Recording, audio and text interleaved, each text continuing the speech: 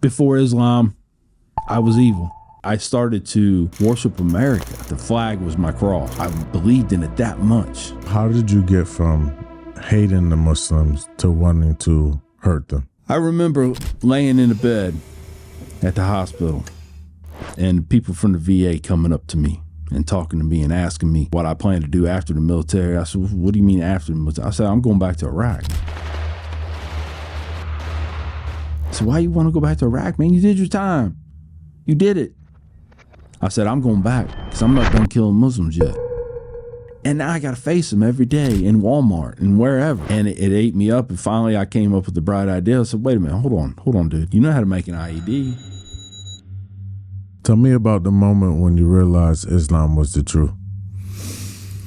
I'm done with this, man. I'm done with this cloud, this gloom and doom in my life every day from the moment I wake up to the moment I go to bed, and then I have dreams. No, I'm done. I need to be a Muslim. Assalamu alaikum wa rahmatullahi wa barakatuh. Wa alaikum salam. How are you, brother? Good, alhamdulillah. How are you? Ah, alhamdulillah. That's all you can say, man. Alhamdulillah. What's your name and where you from? My name is Richard McKinney. A lot of people call me Mac. I live in Rome City, Indiana now. A lot of people that know my story know me as being a resident of Muncie, Indiana, but I've moved north since then. Yeah. What was your experience like growing up? Well, I grew up in poverty. Grew up in a poor neighborhood in Cincinnati. Part of the system back then, we called it welfare, food stamps, right? And I remember one of the things, and I still talk about it today, is that I was actually part of desegregation because of the neighborhood I come from, right? Predominantly African American neighborhood, and that's where I lived. Getting bussed over to suburban schools and supposedly better schools, I guess. I don't know. But yeah, I grew up poor, but for the most part I was a happy kid, you know. How was it like in the household? Well, I lived with my mom who was with her parents, so I was in my grandparents' house. My grandmother and my grandfather, they come from the hills of Kentucky, so especially growing up in an African-American neighborhood, it was a little tense at times. And even back then, I saw my grandfather as somebody who just not as smart as some other people. And the way he talked about some people, just, you know, and it turned me against the whole race thing, you know, as far as, I mean, I guess in that environment, I probably should have grown up a racist, right? But it just seemed silly to me. It just, you know, because my friends are black. I play with black kids. That's what I do. I live here, you know, and that's the beauty of children. They don't see that. Exactly, yeah. They don't see that until we grow up. And it's funny because we're supposed to get smarter when we grow up. Doesn't always happen. Right. Did you always believe in God? Yes and no. I went back and forth. I wanted to believe. It was hard at times, you know. It was hard to make sense of it all. And as I got older, I guess I just pulled away from it a little bit more. And then, you know, I joined the military. You know, after not finishing high school, I joined the Marine Corps, and I didn't have time for. Shamefully, I have to admit, I didn't have time for God, and I didn't have time to be that nice person. Yeah, I had different goals at the time. So, do you originally come from a religious family?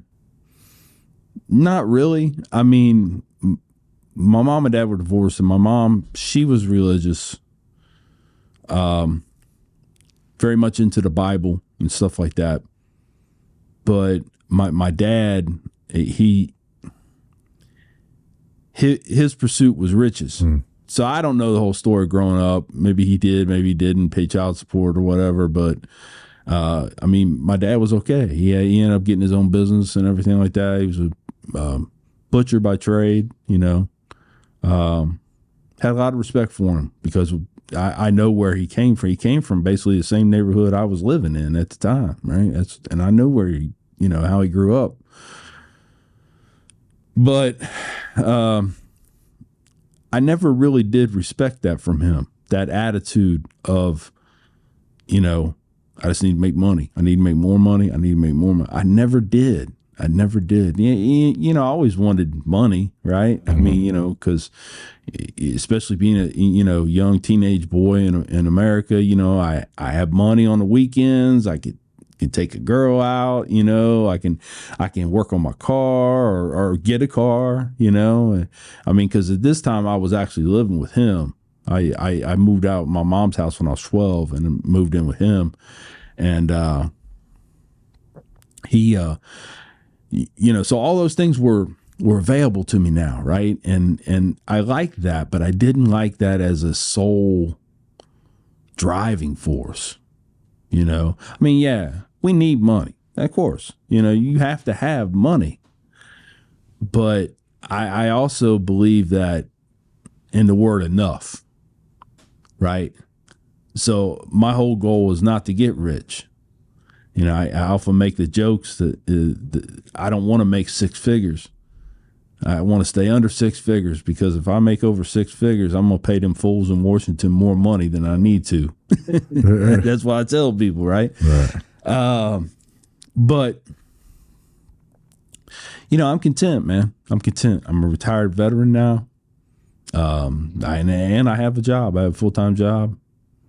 I make enough money, man. I'm good. How did you first hear about Islam? I will have to say that I did not start learning about Islam until I was in my early 20s. Up until that point, I don't even know if I even questioned the existence of an Islam, right? But because I was in the military and the things that were happening around the world at that time brought a different culture out for me to learn about. And part of their culture was Islam, right? Didn't give it much thought because, you know, I wasn't religious at that moment. I didn't really care because it didn't serve me, right? I'm still not in pursuit of money, but I'm in a pursuit of something I started to, for lack of a better phrase, worship America. You know, I often use the analogy that the flag was my cross, right? Right. I believed in it that much, you know, and anything else was like, okay, well, that's what they do. And, you know, that's why they're a third world country. Well, I'm not, right? So that's it. That's the way I looked at it. You know, it's just really just matter of fact. And I looked down my nose at other people, you know, so how did you go from, quote unquote, you know, worshiping America to wanting to learn about Islam? It worked hand in hand, okay? Because of, quote unquote, worshiping America, I came in contact with Muslims, and we were fighting. They were known as enemies to my country, right? And even then, not all Muslims, but it was a generalized phrase that was used that, you know, Islam is an enemy to America just because of the actions of a few, right? And so I learned about Islam because I needed to know more about how these people think. It's kind of like when you're on a football team. You watch films from the other team because you got to know how they play the game. Right. Well, it's similar. So that's what I was doing at first, and then it ended up growing into a hatred And that was the thing. And that caused me to want to learn more. It's just my sources were very one-sided. And it caused a hatred to build in me that, as I've referred to, was like another organ in my body. You know, it kept me alive. That's what I tell people. So how did you get from hating the Muslims to wanting to hurt them? It's a good question. That is a very good question. So like I said, all along, my hatred was building. And let me break off into a smaller story. And depending on the audience, I tell this story. Like I said, it depends on the audience, the maturity of the audience. But this is the best way I can explain my hatred. Okay. Bosnia had an interpreter. I actually had my own interpreter. I was like, cool. I used to tell people, I said, that's how Sergeant Mac rolls, right?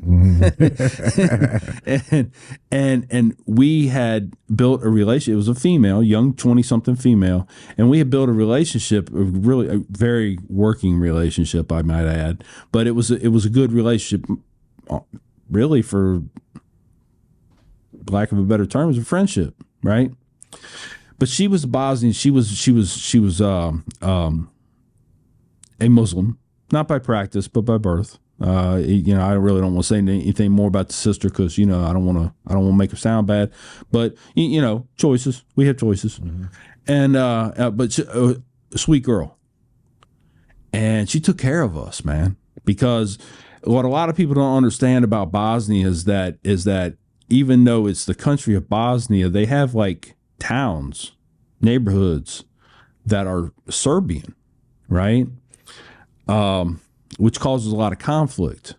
And we would go into those Serbian villages. One time what happened is that I had to meet with a police chief in one of these Serbian villages, okay? And I could tell there was some tension because I'm here, she's over there, and she's interpreting. And me and him were talking, facing each other. And I'm asking questions about how this is going, how that's going, just blah, blah, blah. And she's interpreting, but I could tell her body language, she was uncomfortable. And he was saying more than what she was telling me. So I knew something was up with this, right? And I looked at her and I said, Sarah, I says, is everything okay? She goes, yeah, it's fine. It's fine. I was like, is he intimidating you or making you feel uncomfortable?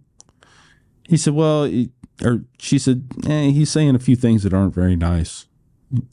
I was like, oh, okay. I stood up. My M4 was across my chest. I stood up, pointed dead at him. And I said, I didn't even look at Sarah, but I said, you tell him word for word what I say. If you ain't got nothing nice to say, you shut your mouth. And she told him, and he just leaned back in his chair, put his hands up, and he's like, no, I don't play that, right? So here's the thing, though. I would go to that. I went to that extra mile for her because she's my interpreter.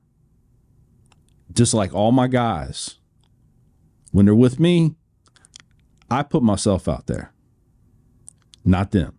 Mm-hmm. Well, I was sitting in the chow hall in Bosnia at Eagle Base, and some other NCO friends of mine, we were sitting around a table and they were talking about me, and they knew about how I hated Muslims. And they're like, hey, Mac, dude, you got to quit. You got to quit hating on these people so bad, man. It's a man, especially here in Bosnia, they ain't done nothing to you, man. Mm-hmm. I says, not yet. They said, okay, what about Sarah, dude? You like Sarah? And I says, I do like Sarah, man. She's good people, but she still got to go. Hopefully, if that time comes, I'm there and I can do it myself with a 9 to the back of the head. Mm. But she still got to go. That's hatred. Not for an individual, but for a belief. Mm.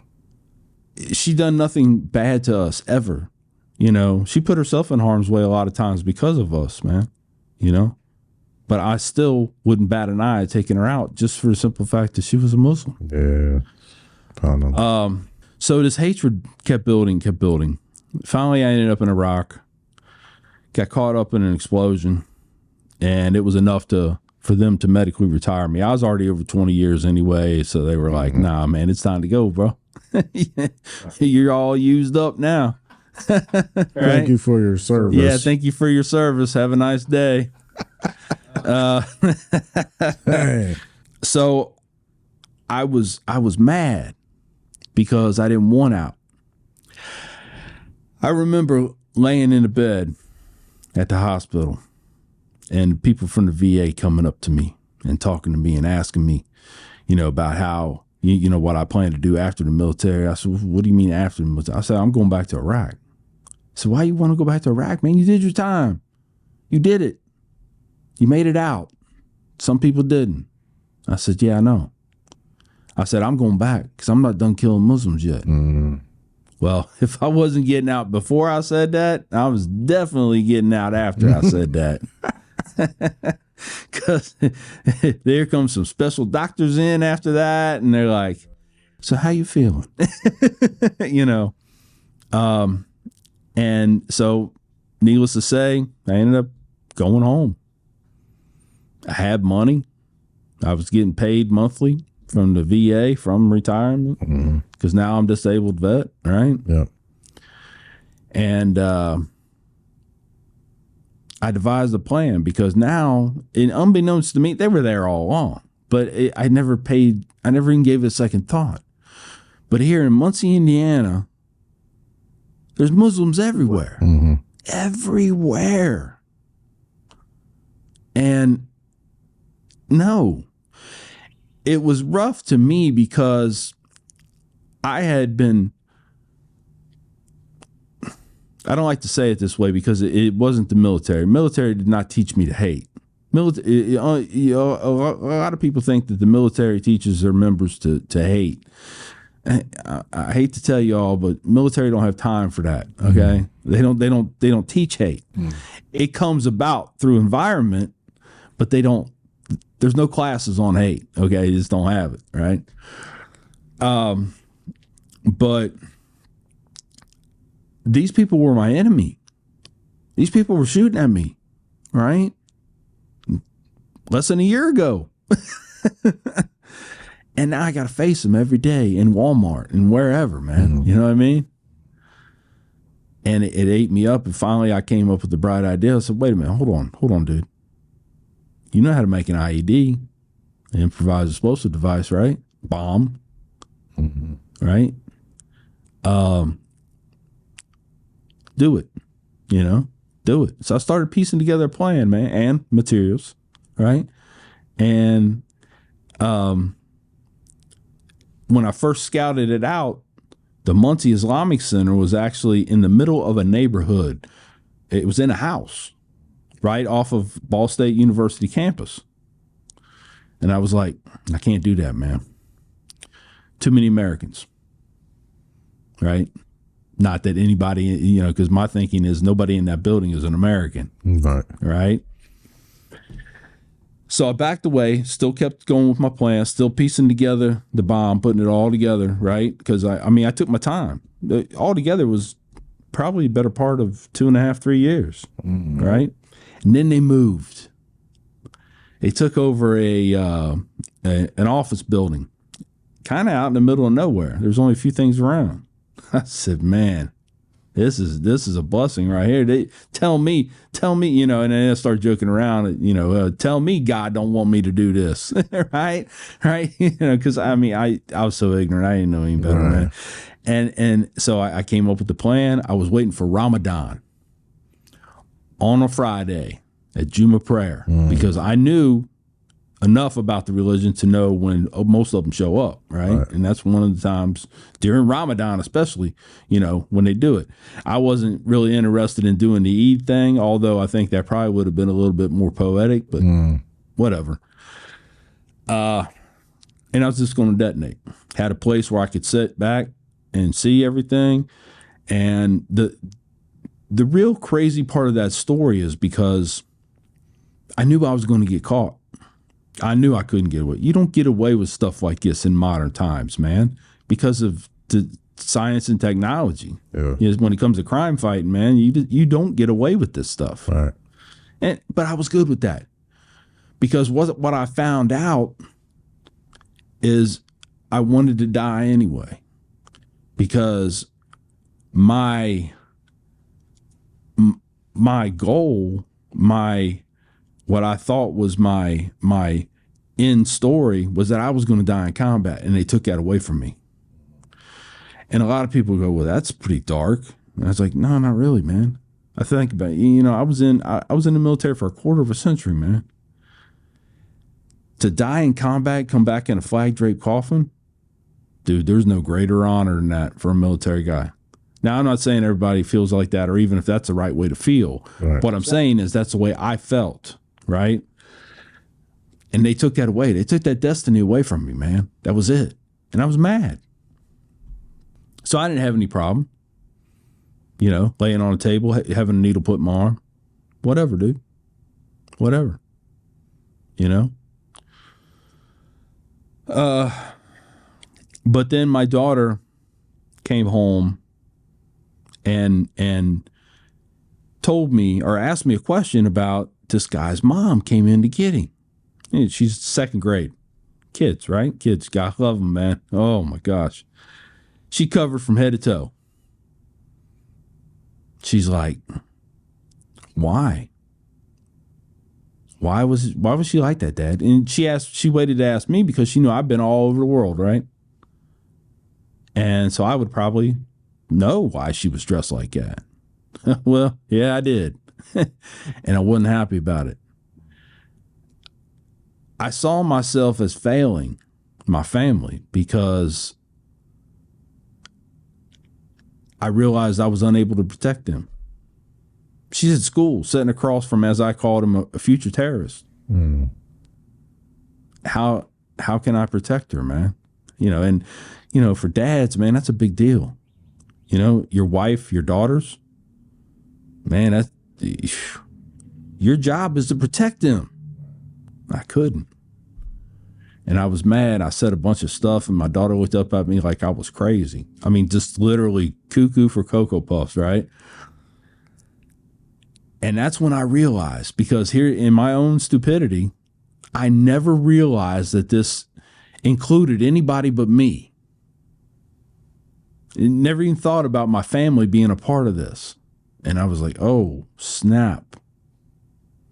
I know I'm right in the way I believe, but now I need some tangible evidence. I need something to show other people I was right. Yeah. You know, Dad's going to get executed because it's against the law. I get that. But I was right. Here's the proof. So I had to go to the source. I went into the Islamic Center and talked to the people and met. I was kind of like an undercover brother, man. You know, nobody knew what my intentions were. I just went in and introduced myself as somebody who wanted to learn a little bit about Islam, man. You know? And they handed me a Quran and told me, and I tell this to Muslims all the time too, man, especially somebody comes up to you and said they want to learn about Islam, give them a Quran. Yeah. Tell them to come back and find you when they got questions. And if you don't have the answer, you will find somebody that does, right? Because that's what they did to me. And that was just, oh my gosh, man. I had no idea what I was actually starting. But in my mind, I had just been handed the Holy Grail to evil, and they're going to explain it to me. Wow. This couldn't be a better day, right? That's what I figured. And I'm like, man, oh man. Okay. Well, I was back here all the time. I make the joke that, you know, it wasn't Ramadan yet. So, you know, I was there. I was there more than some of the Muslims were. Mm-hmm. I was there all the time. Started getting invited to dinners, was welcomed to the, you know, by other people, and not preached to. Mm-hmm. You know, not saying, oh, you got to become a Muslim, man. Oh, you got to get rid of all these wicked American ways. And no, nobody ever said that to me. To this day, nobody's ever said that to me. Right? And I started to get to know the people. And then I started putting things together because my impression of Islam was out of the people in the countries that were shooting at me, people that I actually seen beat on women. And I saw this, and that was my example of Islam, you see? So, and not fully understanding what was really going on. And when I come back, now I'm handed this Quran and I'm reading it. You better believe I was reading that thing. I was in that like better than any other textbook I've ever been, because I'm looking for stuff, man. I'm serious here. Yep. This is the end of my life, and I want to make it right. Right. So I'm looking, and I come up with stuff because you will. You come across stuff and wait a minute, that ain't right. That don't sound right. Explain this to me. And they would. Now I wouldn't take what they said for gold, because I don't trust them anyway. But then off of what this said, off of what they said, I would research it. And back then you still had the ugly videos on YouTube, still had the real bad ones and stuff like that. So I would go back and forth between the good ones, the bad ones, and see what was being said, and having even a greater explanation done on this thing, right? And so meanwhile, I'm still getting invited to dinners, still doing this, still doing that, getting to meet these people. And as I'm reading the Quran, and it talks about how we treat people, how we treat each other, right? And I tell this to Christians all the time. So you got the 10 Commandments. I said there's only 2 of them that talk about your relationship with God. The other 8 are about your relationship with each other. You got to think about that. And the Quran spells it out, how we are to treat each other, how we are to be good brothers and sisters, right? And I'm reading that, and I'm reading about things that are what I know now to be called haram or forbidden. And I would remember that the guys that were shooting at me, I'd see them do that all of that stuff within an hour. Okay, so again, obviously they were not the good example of Islam that I needed to be learning from. But these people here in Muncie, Indiana, most of them are all Afghani refugees or Pakistani. You got little sprinkles of this, that, and the other, but most of them are Afghani and Pakistani descendants.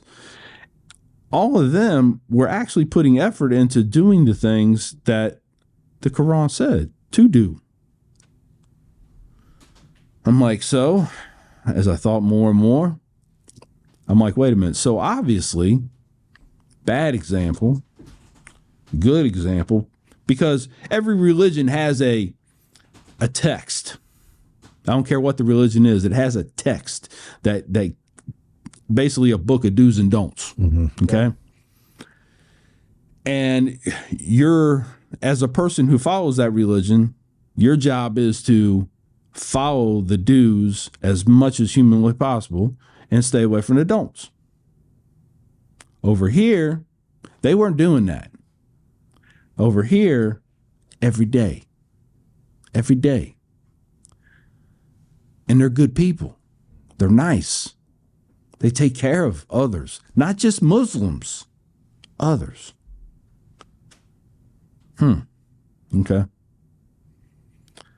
Anyway, shorten that story just a little bit. I ended up becoming a Muslim. Went back into the mosque on a Friday. This is like 2 months later. Went up to brothers I knew, older brothers. They were standing in the doorway where the prayer room is. And I looked at them. This is a true story. I looked at them and says, brothers, I want to be a Muslim. I want to take Shahada. They look at each other and they both look at me and they go, nah. That's what they said. They said, nah. And I said, what do you mean? And they said, brother, yes, in time, inshallah, yes, you can. You have so much more to learn, though. And I thought about it, and I was like, it's not a lie. But I was like, looked at him and says, but don't we all? They looked back at each other. They looked back at me. All right, come on. That's a true story, man. That was how I took Shahada. Yeah. What attracted you to Islam? The thing about it is that the Bible, I mean, you know, I would never say anything bad about the Bible. I think it's a beautiful text. I think there's a lot of wisdom in the Bible. But it never made absolute sense to me. There were so many things that just don't seem right. A phrase that Christians use a lot is that Jesus touched me, right? Meaning he touched their heart, or you know, the Bible, the word touched me, right?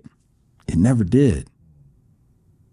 But when I read the Quran and I started to understand, even at a infantile level that I was at, right? It made sense. Right. And ultimately getting past this hatred, it's really truly what I wanted the rest of my life to look like. You know, I wanted to be at peace. At that point in my life, the only peace I saw conceivable was death. Yeah. That was it. But this was telling me something more. There's more, you know, there's more. There's goodness that you can be a part of. And that's what it explained to me. And that was what drove me, you know? Yeah. I want to know what happened to the bomb since you didn't do it. Oh, okay. So, yeah. So I had it in an abandoned warehouse. Okay. Because of the auto industry closing down like it did, there's a lot of empty warehouses in Muncie, Indiana. And I stored it there. Nobody ever goes around there.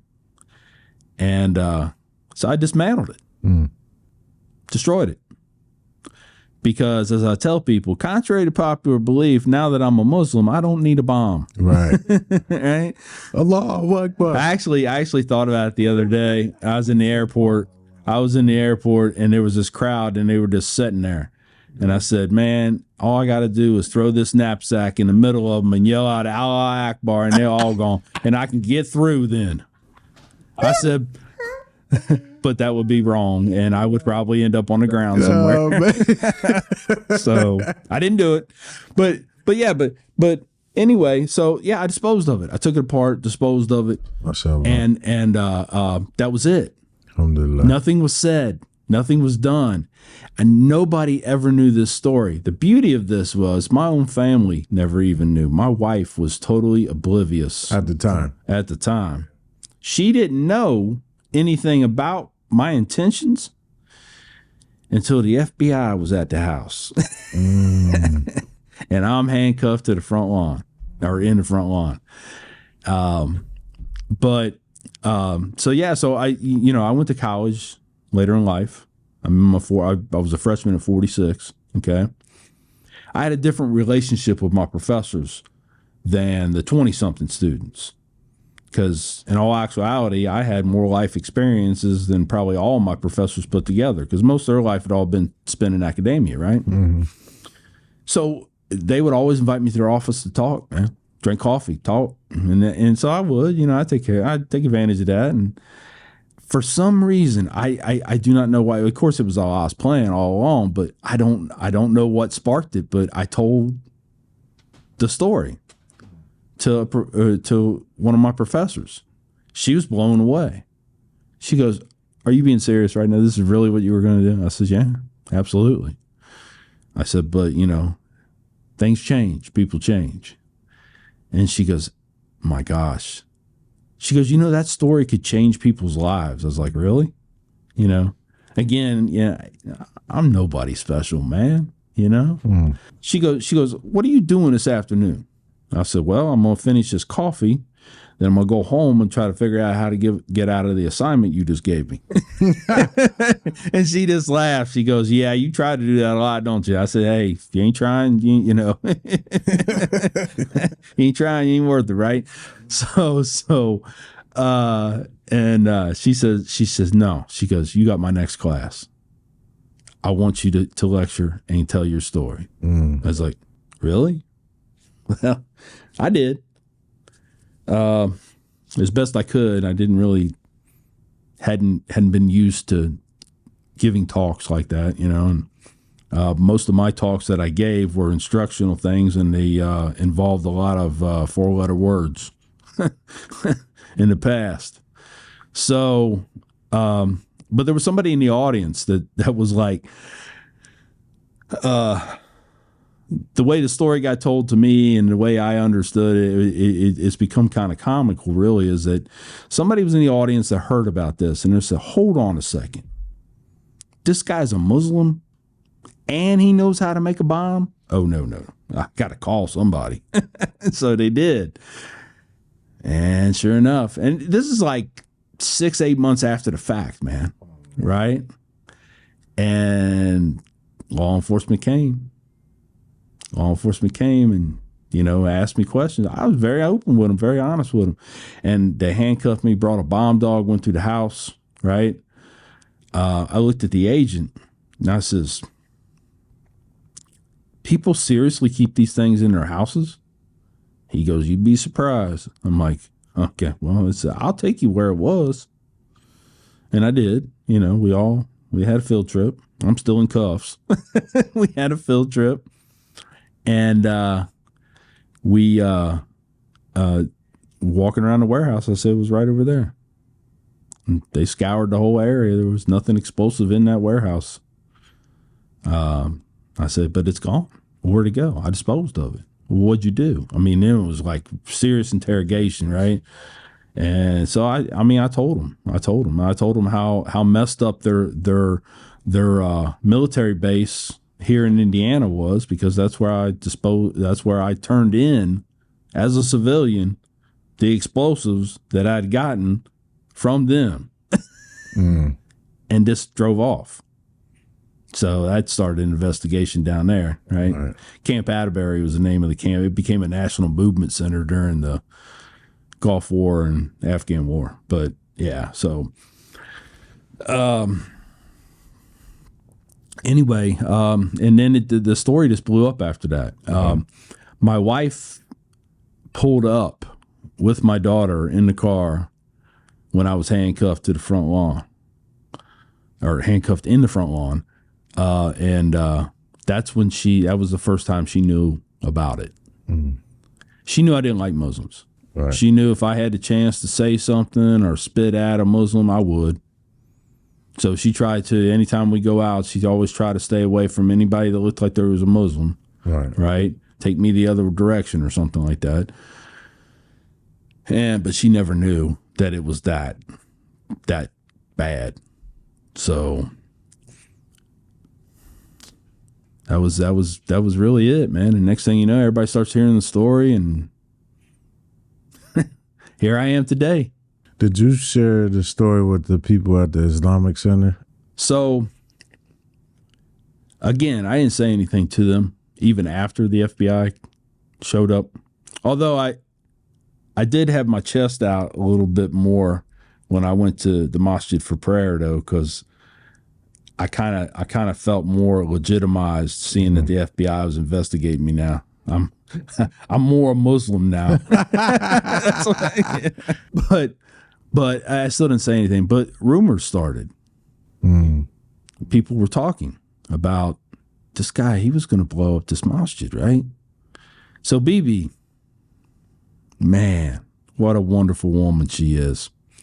Afghan refugee, her and her husband both. He's a doctor, and man, she's just a wonderful lady. I mean, she's like, her family refer to her as the Mother Teresa of the Muncie community. Yeah, she is, man. She is. I can't even say anything more about her. But she invited me over to their house for dinner, and they're very big people within the local community, so their friends are vast. And she invited some other Muslim people over that were having concerns. And I didn't really pick up on it, but everybody was kind of standoffish to me a little bit, except for Bibi and her husband, right? And so we were talking, and Bibi's just like that. She just sat down at the table straight across from me, and she goes, so, I hear you were going to blow up the masjid. Oh, my gosh, man. I was like, I felt like I got punched in the gut. I mean, I probably went flush and everything else. Right. And I was just, I think I even teared up a little bit, man. I said, yeah, Bibi, I was that guy.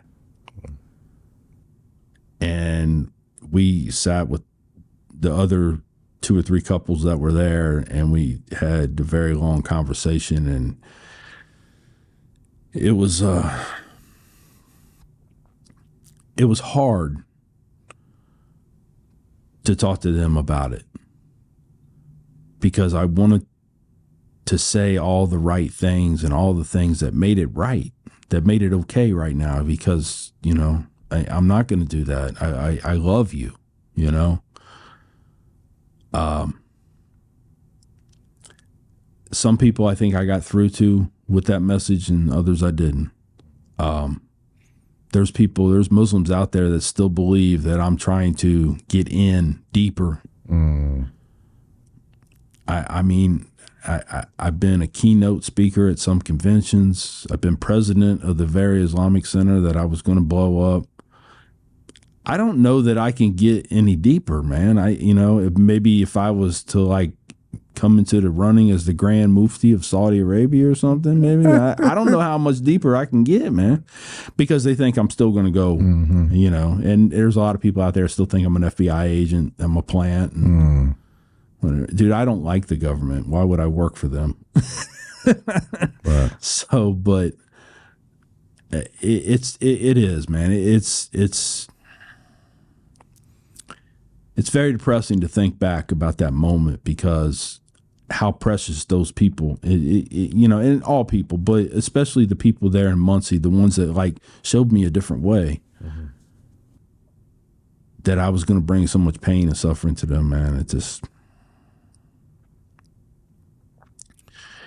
It hurts, man. It to this day, and I'll probably never get over that feeling, man. And you know what? That's okay.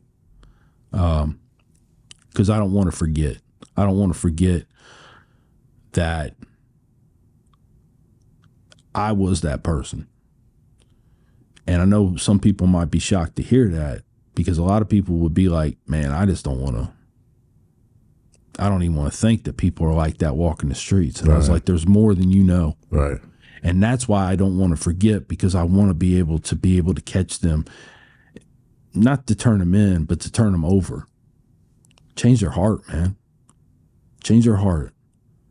You know, it's like I had said before that one of the greatest attaboys, compliments I'd ever gotten was an online comment that said, if a tough guy like you can change the way he thinks about things, I guess I can too. That says it all, man. Makes me think about Umar. Exactly. Right, when he was on the way to kill Prophet Muhammad sallallahu alaihi wasallam. That's my Islamic name, Umar, just for that simple fact. And he ended up accepting Islam, and then you know how many people, benefited from him and his deen. You know, not just Muslims, right? Not just Muslims, not Muslims too. Yeah, like when he took over Jerusalem. Yeah, absolutely, man. In the most humblest way too. You know. Mm-hmm. So, alhamdulillah. I mean, you can be that so-called tough guy in real life. But the beauty of being that so-called tough guy is that nobody ever sees it. Right. Because you're that person, man. You know, you're the person that nobody wants to mess with, but they're not so afraid of you that they want to listen to what you have to say. That's a tough guy. That is an ultimate tough guy. It don't matter how many people you can knock out or how much weight you can lift. That means nothing. Right. If you can hold someone's attention and mold a mind, and with that message bring peace, you are the toughest person I can ever imagine. Ever. Tell me about the moment when you realized Islam was the truth. So there was a lot of things that were going down towards the end of my hatred You know, of course, I don't hide the fact that, you know, I was diagnosed with PTSD, and you know, I do have dreams sometimes, and they're not the comforting dreams like, you know, going to Disneyland or something like that. Yeah. And yeah, I live with that. I don't want anybody's pity. You know, it happened. I did it. I was part of it. And if I figure there's a little bit of payment that I owe too. So bring them on. Bring on the dreams. It's okay. I was having some dreams. It's something really came to light. And I talk about it in the film. One of the ways that we cope with doing the job that we had to do was dehumanizing our enemies. Because it is near impossible to look someone in the eyes and take their life. You can't do that, man. A normal American off the street, a normal anybody, human being off the street, can't do that. We're not made that way, right? You need something in you that makes you act that way. So I talk about, you know, serial killers and stuff like that. Absolutely. I think at least temporary insanity is a viable defense simply because you're not right. There's something not right that you're able to do this. Anyway, we're human. We had to find ways to cope to this. Even though I was, astaghfirullah, I was enjoying myself. You still got to cope. Okay. Some people turn to drugs. Some people turn to alcohol. Some people do both. I was a drinker, no doubt. But it still bothered me. And I wanted to get rid of that feeling. So I was told, I was advised, I said, just picture it like you're on a rifle range and you're shooting at a paper target, man. That's it. It's a paper target. No feelings, no nothing. And that worked for a long time. It did. It worked forever. But I had a dream at this paper target, after I put a hole in it, started bleeding. It just kept bleeding. And I went down range to look at it, and I wiped off the blood. Didn't stop it. Still bleeding. And that's when I knew that things were about to change with me. Because now, all those years of dehumanizing all the wrong, or all the people that I had done things to, is all coming back now. And you better do something about that, or otherwise you're going to end up in a rubber room somewhere, right? And then I remembered the lessons that I had already been learning through reading the Quran and through the people. You know, the people were, you know, they were instruction more than anything, really. You know, just the way they act, just their character, right? That's big in Islam. You got to build your character, man. You got to show good character to people. And then I remember reading towards the end, Surah Al-Kafirun. And that surah means so much to me. It's a small surah. It's basically, you know, in the back of the book, you know, but it means everything to me, man, because it was the nail. It was hitting the nail on the head, right? Because it talks about coexistence, and it talks about how we don't have to be like the person to our left or to our right, but still be friendly towards them, right? All right. And then you go back and you read other things that, you know, like Allah made us into different tribes and nations so we can learn from one another, right? So this puts it into perspective. You don't believe the way I believe, and I don't believe the way you believe. You go your way, I go mine. Alhamdulillah, man. You know, that's it. That's it. And people on both sides of the issue, regardless of what the issue is, Democrat, Republican, rich, poor, Jew, Muslim, it doesn't matter. It's about that next step. You go your way, I go mine. And it's okay. Mm-hmm. It's okay. The thing is, and like I made reference before about how you put 5 Muslim men in a room. You got 5 different people in your room. A lot of people won't see it that way. Just 5 Muslims in a room. Okay, well, that's not a lie, but it goes deeper than that. There's 5 individuals in my room. Because even though you put 5 of us in a room and we're all Muslim, each and every one of us is still different in some way. And that's what makes it beautiful. Because you don't want us to be the same. You want us to be individuals. You want us to be, bring our own thing to the table, regardless of what that is, because we all got different talents, I think my only talent that I bring to the table now is I can eat a lot of food. I don't know. Some other people are like, man, like the brother knows the cameras. I don't, and other brothers into art and into this and into that. And I can eat. That's my talent. There you go. But so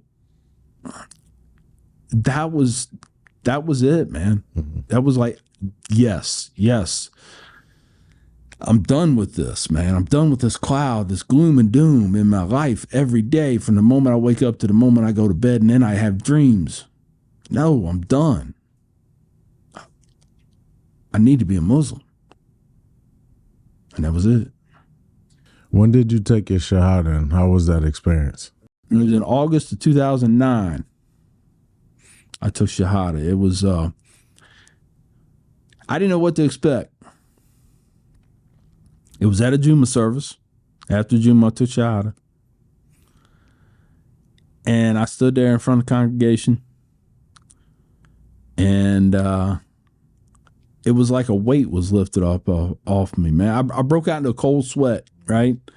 And it was like a weight was lifted off of me, man. It was a nice feeling. That feeling didn't last very long because then reality set in and I had to deal with stuff, right? Which was fine. I'm not saying that, but I did have that moment, man, where it was gone. The darkness was gone, beautiful, man. I don't know how, there's not really anything else I can say more about it. It was beautiful, man. Yeah. How did your life change after becoming a Muslim? Oh, wow. It got stressful real quick. I went home, and my wife at the time, she was worried. She didn't intervene, but she was worried because I'm like most husbands. I don't tell my wife nothing. I just don't. And she had no idea, but she knew I was reading the Quran, and she knew I was going to the mosque, and I was going to these families' houses for dinners and stuff, right? Mm-hmm. And she was confused because it's like, you hate Muslims. So I go back home after I took Shahada. You know how it is when you come home from a hard day of work. You just pop down on the couch. You're like, I had a big old smile on my face, and she goes, "Is everything okay?" Because she's worried I'm going to do something, because she had no idea. Right. She's worried I'm going to go in and shoot the place up or something, right? She's just really worried, even though I don't own a gun. That's another story. But so I said, yeah, it's great. She goes, okay, everything was okay at the mosque? And I said, yeah, I'm a Muslim now. She goes, you're what? I said, yeah, I took Shahada, and she goes, you show what? True story, man. And so, in my infantile knowledge, I explained it as best I could, kind of, related it to like when you get baptized, stuff like that, right? That's the best way to explain it to a Christian, right? Mm-hmm. And so she's like, she's man, she's just like baffled. Mm-hmm. Because I don't say anything about it. I don't say anything. She wouldn't even known I even had a Quran if she didn't see me reading it, right? And and she even asked me, she goes, why are you reading that? I said, I'm trying to get some things. I'm trying to look up some things, which was not a lie. Right. And so she goes, well, I still love this woman. She's a wonderful woman. She really, it didn't work out for us, but she's great people, man. She's great people, and she's a wonderful mother. But she put her hand on her hip, you know what's coming, mm-hmm. and started doing the head wave and said, well, I'm going to tell you something right now. I'm not putting anything on my head, right? And I'm standing there and I'm like, okay, wait a minute. I said, well, you're not a Muslim, so I don't really even see that as a conversation. And then a few minutes later, she went into the kitchen and she comes back out. And she says, and another thing, if you want more than one wife, I'm not going to be one of them. And I'm thinking, man, I at the moment, I don't know that I want any women in my life because this is not going to be good, right? Anyway, so then I introduced her to the community, to Bibi and to everybody, and she really gets comfortable, and then she starts to understand a little bit. And then the FBI show up at the house, and it's starting all over again, trying to explain to people, right? But like I said, man, she's good people, man. It just, it was, I will take, I know it takes two, but man, I think I take most of the blame because I was going through so much at the time. We just had to separate, man, because it just wasn't working out. She actually took Shahada from Brother Sabil. Mashallah. Yeah. And took Shahada, and it was great, but I'm still trying to figure things out. And then she comes at me and tells me that the only reason she did it was because of me, and that hurt me really bad. That really hurt me because this was something that I took very, very seriously. Mm-hmm. And you did this just because you wanted to be closer to me? I said, no, this don't have anything to do with me, man. This is your relationship with Allah, with God. This is not about me. Mm-hmm. Just like me being a Muslim, it's not about you. Mm-hmm.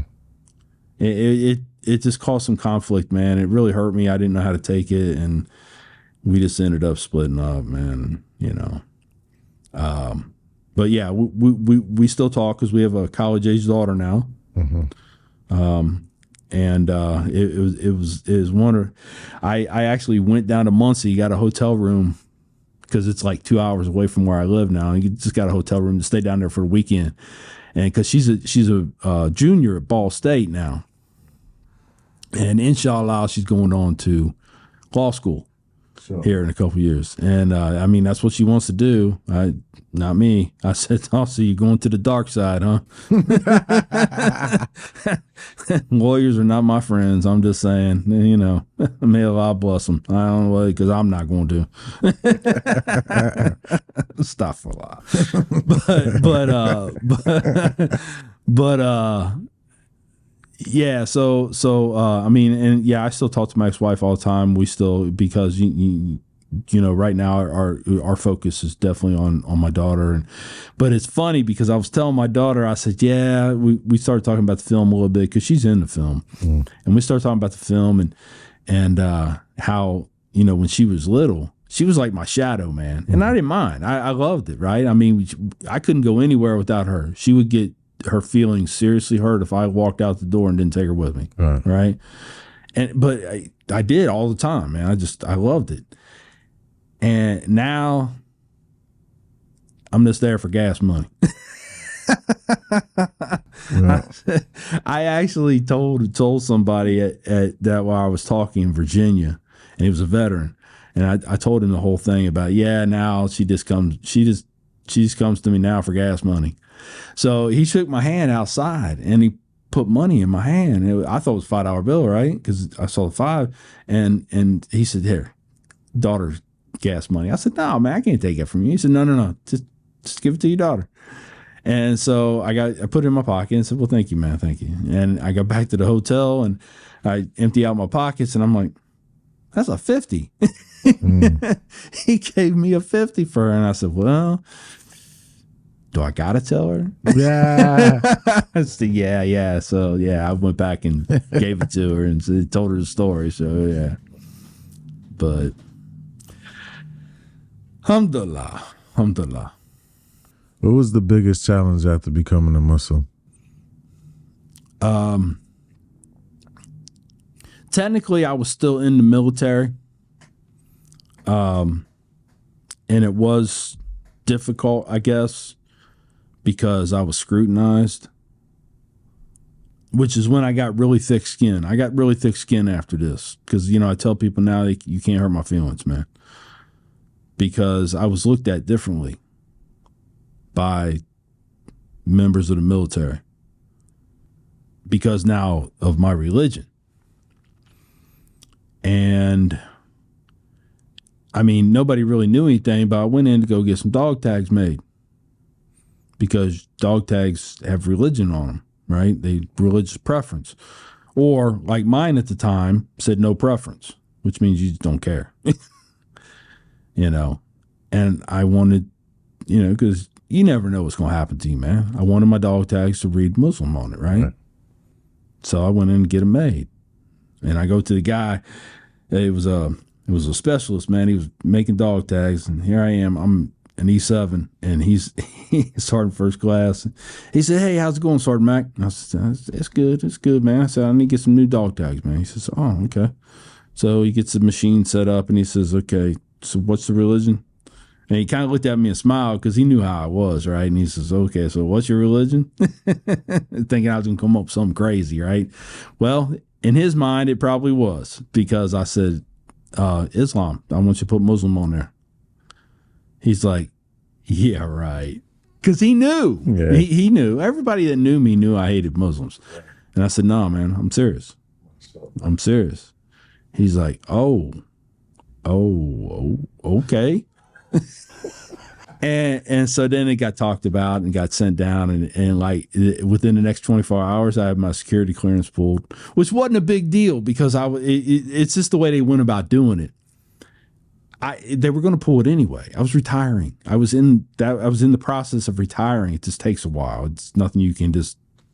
It's not like clocking out and going home. It doesn't work that way. You got to go through a process, right? Mm-hmm. So they took my security clearance away within 24 hours of me getting those dog tags made, man. And people started scrutinizing me.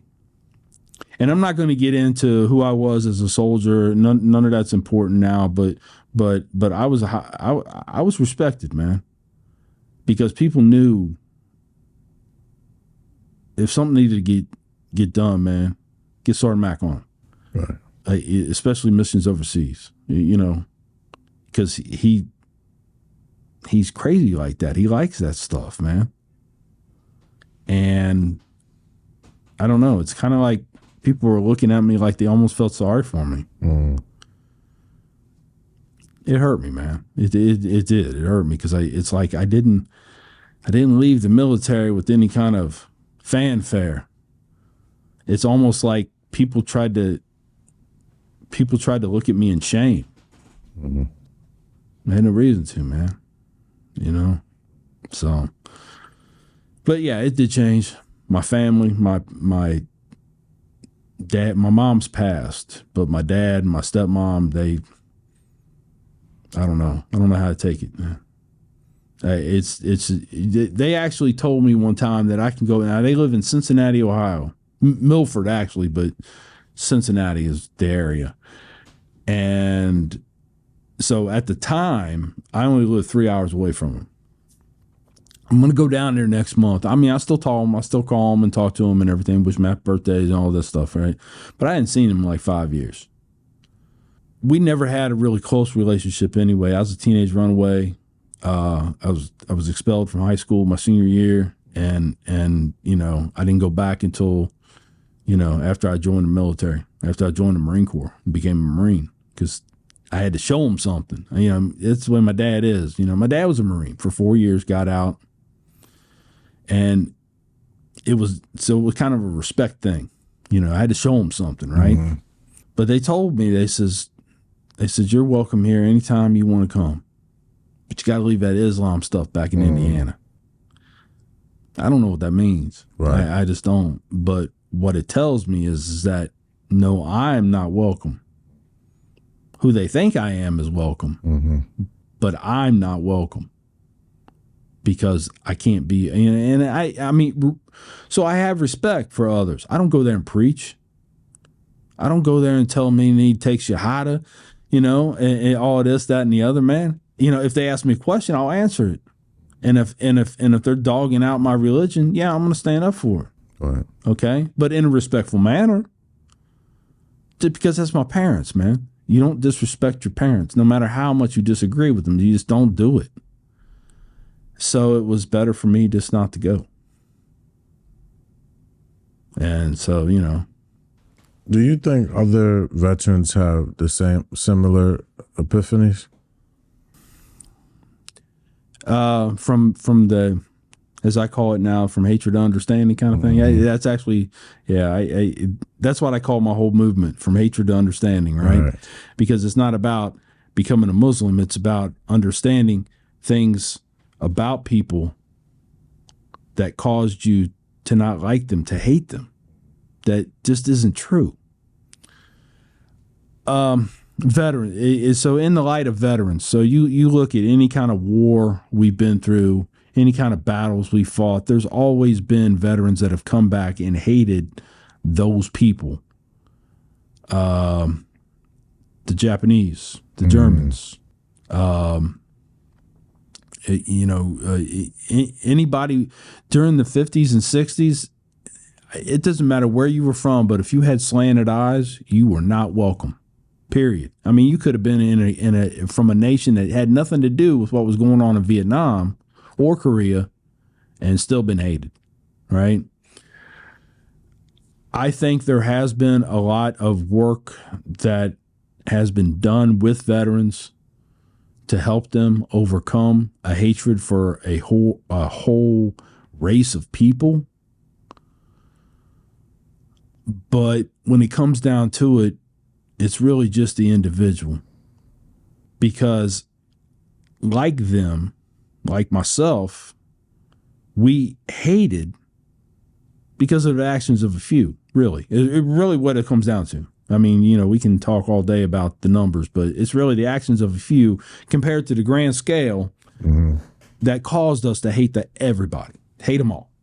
Okay. And, you know, this is where I kind of get myself into trouble, because this is where we've lost step as Americans. Because if you look back in our history, we've always been that way. That history is not taught publicly, but we've always been that way. We've always hated somebody, right? And we've always made them out to be less than human. You know, you have, the English in the very beginning of the nation were made out to be horrible, horrible people. You know, and then the Native Americans around the same time, all the way up to now even, you know, less than. African Americans were always made out to be less than. And now it's Latins and Arabs, less than. It's a societal problem. It's a social disease is what it is, really. It's a social disease. To be able to look at another person in the eye, and because they don't look the way they think you should look, They're less than. Our society has brought us to this. And the only way that's going to, because it's not going to get fixed on a grand scale. It's not, because we don't have a government to back that right now. We probably never will, because it's been going on since the beginning of this nation. But it's up to the individual. It's up to me. It's up to you. One of the first steps that we do to get people to change their thinking, to get them to step outside that bubble and become a what's greater than just that bubble. That bubble's a dangerous place. It's safe, it's warm, it's comfortable, but it's dangerous, man, because you slowly die in that bubble. We need to make people conscious that we're all here for a reason. Every one of us, even the bad people, we're here for a reason. One of the things I like about this last election was that it brought people together that have not been together for a long time, because we see a struggle now that's greater than me, you know. I remember I was asked one time before I spoke what my pronouns were. Now, I'm 57 years old. I'm a Muslim. I don't do pronouns. What you see is what you get. Mm-hmm. But I looked at this girl and I says, my pronouns are us and we. And she's like, us and we? I said, because that's the only way we're going to fix society. And she goes, oh, I'll put down undecided. Okay. It's okay. This hatred that we come back from battles with, man, is something that actually started before we even put on the uniform. And there's people like me, you, the other brothers that can change this way of thinking. Remember what I said about that comment. If a tough guy like you can change the way he thinks about things, I guess I can too. That's just it, man. That's just it. I cause one person to question his thinking. Question it. We need to do this in our daily lives anyway. It's a personal inventory. Because even though we don't live in that life, even as Muslims, even as people who are trying to be good, positive role models and Muslims, we still got to do that personal inventory. Because we get cluttered in our brain and we get things mixed up in there, and it might cause us to react wrong in certain situations or react disrespectful to certain people because they act this way. If a person comes up to me, slaps me in the face, calls me a traitor, it's my duty as a Muslim to smile and look back at him. I'm sorry you feel that way. That's hard. Hopefully I can do it, inshallah. But I just want to be honest. I gotta be honest, man. I gotta be honest, because religiously, I am allowed to take him off his feet. I'm just saying, okay. But I make a joke of it, and that's okay. But the truth of the matter is, it's how we as individuals act. We need to teach these individuals, because until we get enough of us, we can't take on society. Mm. And it's a social disease. Racism, genderism. Like I said, it's my anti-isms campaign. It's all social disease, man. We got to come together. Inshallah. Period. So, what would you say is your favorite thing about Islam? The food. MashaAllah. So me and Bibi, we travel together sometimes, right? We travel together and we get in front of a crowd and we'll talk. And so I'll blame Bibi for me being fat. right? Because I said, yeah, I was 190 pounds before I went to her house. Because this woman, the way she is, oh, bless her soul, man. It's the way she is. If she sees you drive by her house, she will grab a plate of food that's already wrapped up in everything because she keeps it like that. And she'll grab it and run out and chase you down and come up to your window and go, you look hungry, brother. Shit. And it's so good, man. It's so good. They had that Afghani spices and stuff. Oh my gosh. But yeah,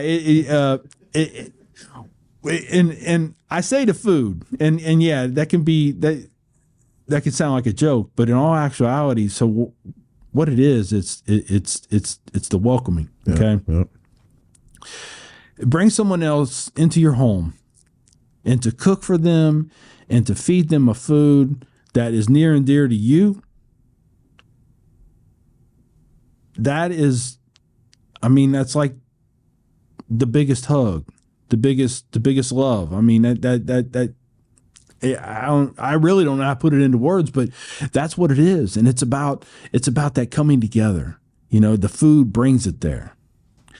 And yeah, that's one thing that I really enjoy about that, is because the hospitality that goes along with all of that is comforting, man. If you notice something, especially out where I live, and I bring this point up a lot. So one of the things that we've seen erode from our culture, and people probably haven't even put much notice to it, man, has been sidewalks. It's gone, right? So this brings up a good point. Back in the 70s, used to have your family, you know, mom was the homemaker, dad made the money, you know, you guys would come home, little Jimmy get his bike, and you and mom would walk down the sidewalk and, hey, neighbor. See, this is my point. You guys knew each other. You talked. We don't know our neighbors anymore. Right. There's no sidewalks. There's none. You go out in a residential area, man, unless it's a brand new residential area, probably not a sidewalk. Because I noticed they started building those back where I live now. They started building sidewalks. It's a beautiful thing, man. Because we've only been concerned with what is within our fence line. And the attitude that a lot of people have is, well, it don't concern me. And I tell them, I said, that's actually a very valid point. Because it really doesn't. Today, I said, all I got to do is tell you about a early afternoon in New York City. The two planes flew through two buildings.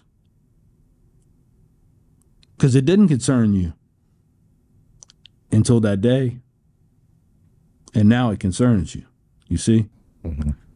So what is happening way over here that doesn't concern you actually does. And one of the issues that we have is because we don't talk to our neighbors, man. We don't know our neighbors. So yeah, I made something very local out of something very big, talking about neighbors, you know, but it's that mind frame. It's that mindset, because we don't even know our neighbors that live next door to us. What's your favorite thing about Allah? Allah loved me when he had no reason to. I shouldn't be here today. Not just because of what I had planned, but because in all actuality, I should have died many times overseas. I've been hurt and injured in almost every conflict I've been in, but never enough until that last one in Iraq that got me kicked out, right? But he kept me going. I used to be hateful for that because, like I said, I wanted to come back in that flag draped coffin, man, because you're forever known as a hero in this country if that happens. Ever, forever. And I was bitter about it. But he had a plan. And hopefully I'm living my life by his plan now. Because I've taken all the knowledge and the motivation I had into being that dark person and to trying to bring a little light into people's lives. Right. You know, trying to get them to understand things from a different side. You know? Hopefully that was his plan, and hopefully I'm doing it. But that's why I love Allah. That's what draws me to him, because even after everything I did, he was still there for me, man. I mean, you know, I don't understand it. I'm not supposed to. Just not. That's okay. I can't say enough about how happily surprised I am by that he chose me he put so much effort into, you know, at least if I feel he put so much effort into keeping me around to have this story, to be able to touch other people's lives, man. And I only say that because that's what other people have told me. I don't go out there with like, yeah, man, hey, you listen to me, I'll get you right, man. Right. Just do what I tell you. No, dude, because it's not that way. It doesn't work that way, man. And I'm nobody special. But I got a story that I went through some stuff, and if you listen to the lessons that I learned, maybe you can apply some of them. Mm-hmm. And yeah, your life will become better. In the meantime, here's a Quran. Come back and find me when you got questions.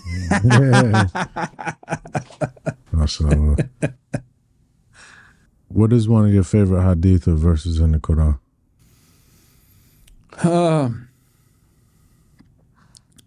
So I really don't have a favorite hadith. I mean, so many of them are just, I mean, they're just so, I won't even call them profound, because to me they're not profound. They're just so matter of fact and easy. Mm-hmm. I mean, really, you know, it's really, it was a religion. Some people make it out to be a lot harder than it is. It was a religion that was made to be simple, you know, or as simple as it could be. You know, there's still a lot of things like faith is still very big. You have to have faith, you know. Yes, you're not going to physically see everything that's going on. So what? Who cares? Mm-hmm. You know? But I would have to say my favorite verse in the Quran, if you kill one human being, it's like as if you killed all of humanity. If you save one human being, it's as if you had saved all of humanity. Because that's the one that made me question my thinking the very first thing. Because it's a verse, with the way I was believing at the moment, it's a verse that contradicts itself. Right? Wait a minute, if you kill one person, you kill everybody? Yeah. And if you save one person, you save everybody? Right. What is that? Well, I had to think about it. I had to really, really think about it. And that's what started me really questioning my own beliefs, and questioning the fact of my example of Islam was people shooting at me. Because some of those guys, when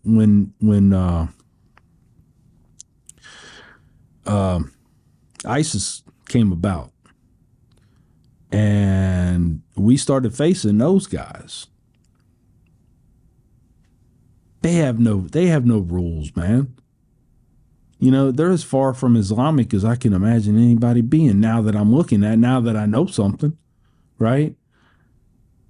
And when I read that verse, because they're happy with wiping out everything. They're just whatever, they don't care, right?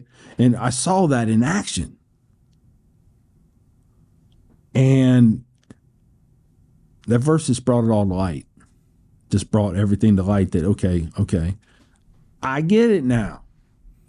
Where it's like the less than, or was it the less than, more than, the duck's mouth symbol, the mass symbol, right?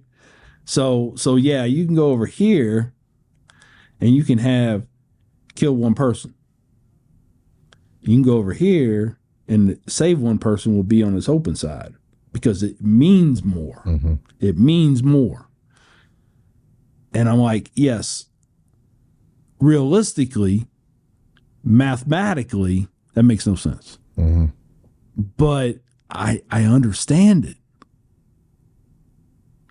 Because human life means something. It didn't to me at all, not even my own. So yeah, that's my favorite verse. Why should other people learn about Islam? Well, so without sitting here saying, well, it's the true religion and stuff like that, which people may have said, and to me it is. It definitely is. But I think it's important because of it being a final testimony. Everything before this was made up mostly of history and some do's and don'ts. Okay. And Islam came about, and Islam also had that in the beginnings. The Quran, right? The teachings all had that, but they went on top of that and they went the extra step to simplify it. Mm-hmm. Like I said, I'm not a scholar, but reading the Quran was easy for me because it made sense to me. And maybe it's that way for a reason. Maybe Allah touched me, the Quran touched me, right? Allah touched me with his words, right? I mean, maybe that's true, but it made sense to me. And it's a simple way of life, really, too, because it's structured. It's very structured. At this time you do this, at this time you do that, I mean, and it's a faith that has health and welfare within it from the get-go, through the fasting, through the charity. I mean, all of that. If you live your life as a Muslim, life just becomes simple. Our lives become complicated when we kind of veer off the path a little bit, even as Muslims, man.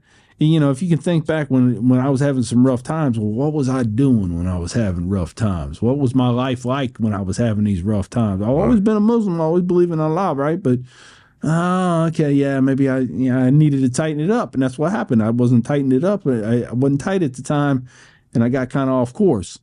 And so here I am with these hard times. Okay, there you go. Bam. Yeah, I just think it makes life simple for people, man. I just really do. What's the best form of dawah? I actually gave a khutbah on this one time. It's your character. Best form of dawah is character. Far, far from anything. And I would tell Muslims many times, quit talking about Islam. Show people. Mm-hmm. Show them Islam. I mean, I will sit down and talk religion all day long, every day. It's an interesting subject to me. But in some ways, that's a very small part of gaining people's understanding. Because especially Americans, they need proof. They need to see something. You could sit and talk to them all day long, and they'll retain maybe even some of it, maybe even a lot of it. But they won't retain all of it. But they will always refer back to the actions of a person. Always, man. Always. So it's definitely character, man. Definitely. If you had 1 minute to tell the world about Islam, what would you say? That's a good one. I gotta remember that one. I like that. You got 1 minute. World's gonna end. You gotta tell people about Islam. We gotta hurry this up, man. You gotta take shahada right now. It's coming. We got 1 minute, man. Come on. Wow, man. So yeah, I would just say that before Islam, I was evil. Islam showed me a path to that I could follow and bring goodness to myself, and thereby bringing goodness to the people around me. It is a way of life, not just a faith. And you have about 30 seconds left. Take a shahada now. I mean, there's really no other way to put it, man. It's just that if it's saved, it kind of goes back to what was that? It was a gospel song, actually. Saved a wretch like me. I forget what it was. Amazing Grace. Amazing. Oh yeah. Why would I not remember Amazing Grace? Wow, jeez. Anyway, but it's kind of like that, man. I was deemed important enough by my Creator to be made something out of, better than what I was. And what I was at the top of that game. At that game, I was the top. Mm-hmm. But that wasn't good enough, because I could always have better. And that's what Allah did for me. That's what Islam did for me. What do most non-Muslims misunderstand about Islam? Oh, wow. Where did I start on that one? Non-Muslim. Okay. Oh, yeah. I think first thing right off the bat, use of the word Allah. When I speak to non-Muslim audiences, never say Allah. Never. I always say God. Because if I was to say Allah, and I've noticed this early on, it puts a connotation to something else in a non-Muslim's mind, right?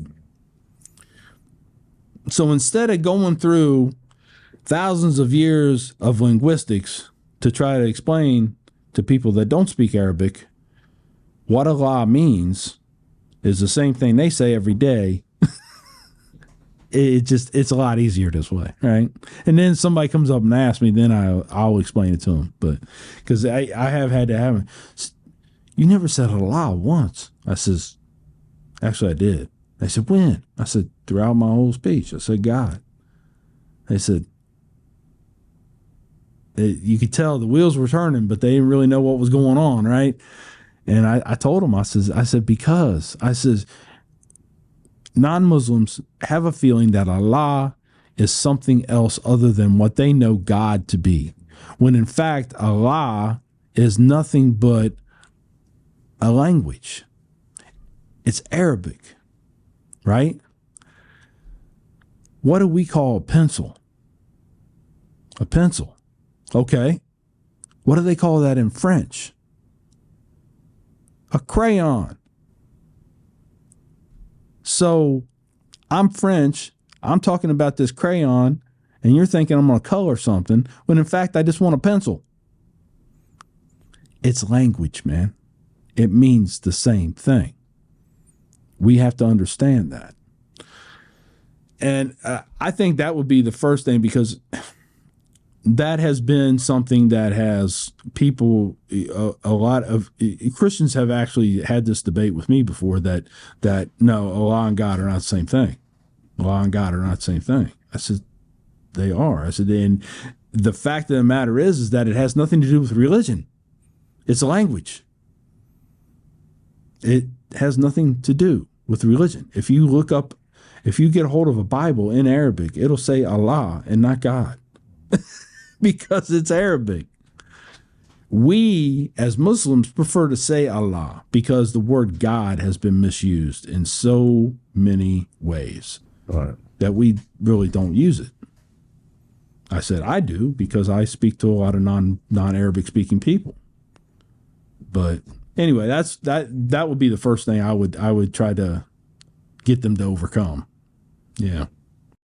If you could ask Prophet Muhammad sallallahu alaihi wasallam anything, what would it be?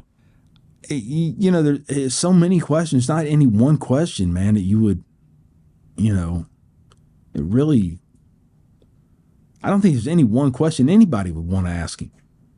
You know, I mean, especially, you know, talk about his meetings with Jibril, man. Mm-hmm. You know, to me, that's something right there, man. An angel? Wow. What's that like, man? What's it? You know? Especially see him in his natural form. Yeah. Yeah. Because, I mean, I've never seen an angel, so I don't know. Maybe they're pretty, maybe they're not. I don't know.